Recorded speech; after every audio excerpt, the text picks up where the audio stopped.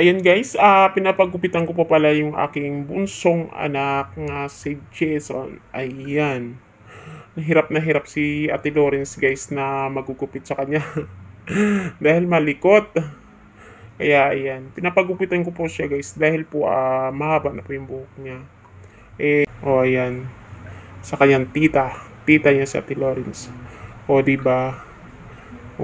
Na kaso guys, ang sobrang likot niya guys. Hindi man siya kaya ang paggupit namin sa kanya lihis. At least kahit papano guys, nababawasan naman. Hindi na siya hindi na siya mahaba sa bandang taingan niya, hindi na tumatabon sa taingan niya guys ang kanyang buhok. Sobra talagang likot pag ginugupitan mo, kita mo. Sobrang likot niya, sunod-sunod lang sa Ate Lawrence sa kanya sa paggugupit. Talagang sunod-sunod. Ayan nahimik siya dyan. Ayan na naman, likot naman yung paa niya, tinataas na naman. Sobrang likot talaga tong aking bulilit na to. Di siya ayan. Ayan na naman, naglilikot na naman.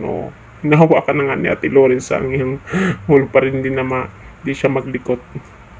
Ayan na, hindi siya ayan na naman siya. Ayan na, panay kamot. Ang sobra talagang likot niya guys. Di bali na, at least kahit paano napabawasan kanyang buhok. Ayan, tingnan mo guys. Ang likot talaga niya. Ayan naman. Hindi siya mapakali. Gusto niya laging ayan, panay salita, panay sabi pa nga niya, "Ma, agupit a Jason." Wow, sabi pa niya. Excited naman siya magupitan, kaso lang malikot talaga siya.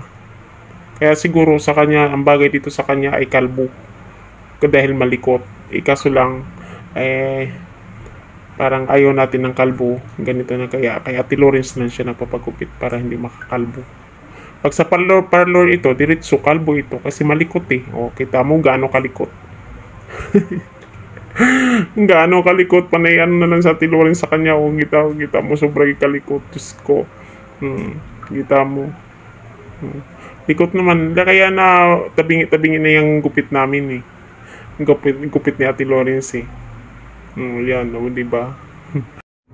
Ayan, sa wakas guys, tapos na rin. Ayan inayos na lang natin Lawrence. Tapos na rin ang gupit ni Jisong makulit, malikot. Ayan, bye. God bless.